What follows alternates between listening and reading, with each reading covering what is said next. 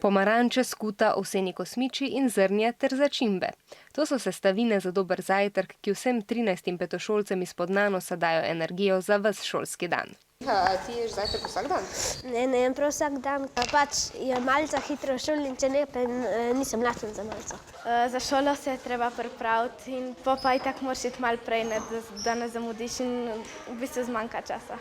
Ja, zajtrk jem vsak dan in jem ga zato, da v šoli nisem lačna, pa da lahko razmišljam. Zjutraj moramo zaužiti ogljikove hidrate in beljakovine, vitamine in tekočino, ampak pomembno je predvsem, da zajtrk jemo. Vsaka stvar, tudi če ni najboljša, je za zajtrk boljše kot nič.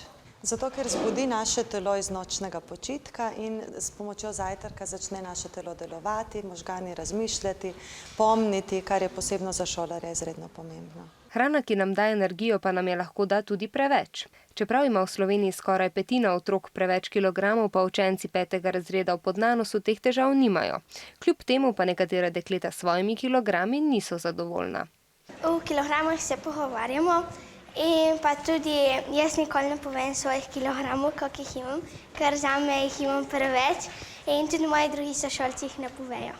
Ponovadi, kakšni, ko so pač bolj tako suhi, vprašajo tiste pač, ko smo bolj debeli, koliko recimo imaš kilogramov in kakšne punce recimo nočemo povedati, koliko imamo kilogramov, ker jaz recimo mislim, da jih imam malo preveč. Ali imamo zares preveč kilogramov, ali pa se nam tole zdi, ker smo v takšnih letih, pa lahko ugotovimo tako, da si izračunamo indeks telesne mase. Težo v kilogramih delimo s kvadratom višine v metrih in če smo stari 13 let in je naš rezultat, torej indeks med 15 in 23, odvisno od spola, je naša teža čisto primerna. Sicer pa nam o teži ni treba preveč razmišljati, če jemo zdravo. Sploh, če se gibamo tako pridno kot Podnanoščani, ki vsak šolski dan rekreacijski odmor izkoristijo za 15 minut telovadbe. In tudi za igro žogo.